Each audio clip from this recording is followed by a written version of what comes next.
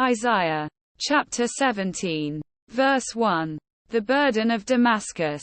Behold, Damascus is taken away from being a city, and it shall be a ruinous heap. Verse 2. The cities of Aroer are forsaken. They shall be for flocks, which shall lie down, and none shall make them afraid. Verse 3. The fortress also shall cease from Ephraim, and the kingdom from Damascus, and the remnant of Syria. They shall be as the glory of the children of Israel, saith the Lord of hosts. Verse 4. And in that day it shall come to pass, that the glory of Jacob shall be made thin, and the fatness of his flesh shall wax lean.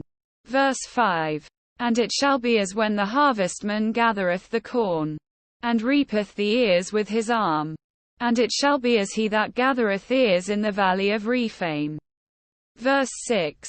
Yet gleaning grapes shall be left in it, as the shaking of an olive tree.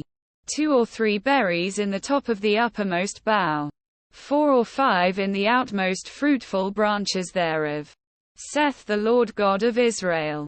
Verse 7. At that day shall a man look to his Maker, and his eyes shall have respect to the Holy One of Israel. Verse 8. And he shall not look to the altars, the work of his hands, neither shall respect that which his fingers have made, either the groves, or the images. Verse 9. In that day shall his strong cities be as a forsaken bough, and an uppermost branch, which they left because of the children of Israel. And there shall be desolation. Verse 10. Because thou hast forgotten the God of thy salvation, and hast not been mindful of the rock of thy strength. Therefore shalt thou plant pleasant plants, and shalt set it with strange slips. Verse 11. In the day shalt thou make thy plant to grow, and in the morning shalt thou make thy seed to flourish.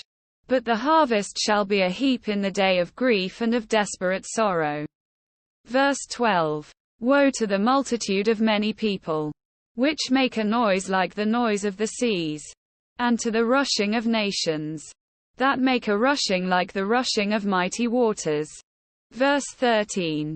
The nations shall rush like the rushing of many waters, but God shall rebuke them, and they shall flee far off, and shall be chased as the chaff of the mountains before the wind, and like a rolling thing before the whirlwind.